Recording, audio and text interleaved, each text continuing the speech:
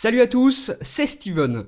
L'actu jailbreak et les news Apple les plus marquantes, c'est tout de suite dans le résumé de la semaine.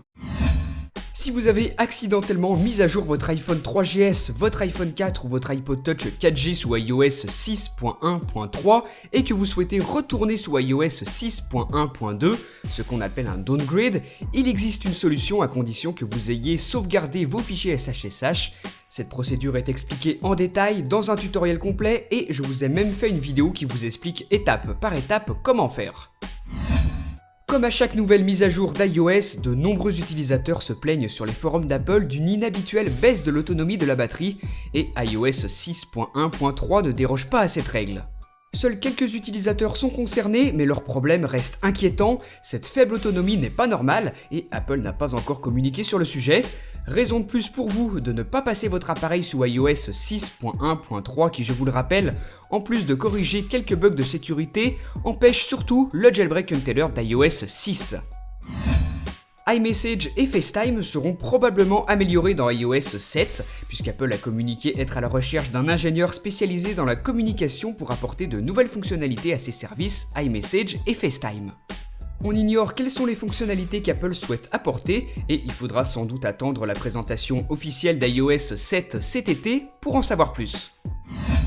La rumeur d'une iWatch, une montre connectée imaginée par Apple, continue de grandir. Si le produit est bel et bien dans les tuyaux, cette iWatch sera sans doute un accessoire à utiliser avec son iPhone, iPod Touch ou iPad plutôt qu'un nouvel iDevice. Les spéculations sur son fonctionnement sont nombreuses et pour en savoir plus, je vous invite à lire notre article qui vous explique tout ça sur iPhoneaddict.fr. Peu de sorties intéressantes au niveau des tweaks il y a cette semaine, néanmoins il est intéressant de parler de LiveWire, ce tweak qui vous permet de déverrouiller d'une manière différente votre iPhone ou votre iPod Touch. Le déverrouillage se fait maintenant à la manière d'une porte d'ascenseur qui s'ouvre, donc une nouvelle façon de déverrouiller, plutôt intéressante si vous êtes intéressé par ça. Le tweak est gratuit sur Cydia, donc s'il vous intéresse, n'hésitez pas à l'installer. iFit, l'outil qui vous permet d'enregistrer vos fichiers SHSH afin de pouvoir les exploiter par la suite, a été mis à jour pour supporter iOS 6.1.3 pour iPhone, iPod Touch et iPad et iOS 5.1.2 pour Apple TV. Désormais entièrement compatible avec la dernière version d'iOS, vous pourrez utiliser iFit sur votre iPhone 3GS, votre iPhone 4 ou votre iPod Touch 4G. Apple s'apprête à réduire la production et l'expédition de son iPad mini lors du second trimestre. De moins en moins d'iPad mini seront disponibles à la vente, Apple veut écouler progressivement ses stocks avant la sortie de l'iPad mini de seconde génération. Cette nouvelle tablette, vraisemblablement équipée d'un écran Retina cette fois-ci, sera sans doute disponible à la rentrée 2013. Un second tweak Cydia sorti cette semaine mérite votre attention, il s'appelle Badge Customizer et comme son nom l'indique, il va vous permettre de personnaliser les badges de notification sur les applications de votre appareil.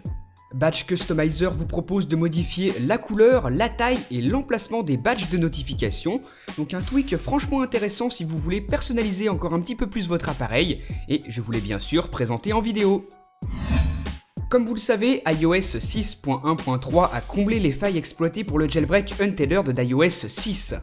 Nous avons donc logiquement pensé qu'il n'y aurait plus de nouveaux jailbreaks pour des appareils comme l'iPhone 5 ou encore les différents iPads, mais aujourd'hui, le célèbre hacker PoSixNinja a posté un tweet assez curieux.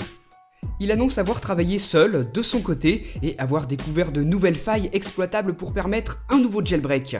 Tout espoir n'est donc pas perdu, et il nous reste maintenant à savoir s'il souhaite nous faire profiter d'un jailbreak pour les nouvelles versions d'iOS 6, ou s'il préfère sagement attendre iOS 7. Nous allons nous intéresser de près à l'avancée de ces travaux, et peut-être que nous en saurons plus vendredi prochain dans le résumé de la semaine.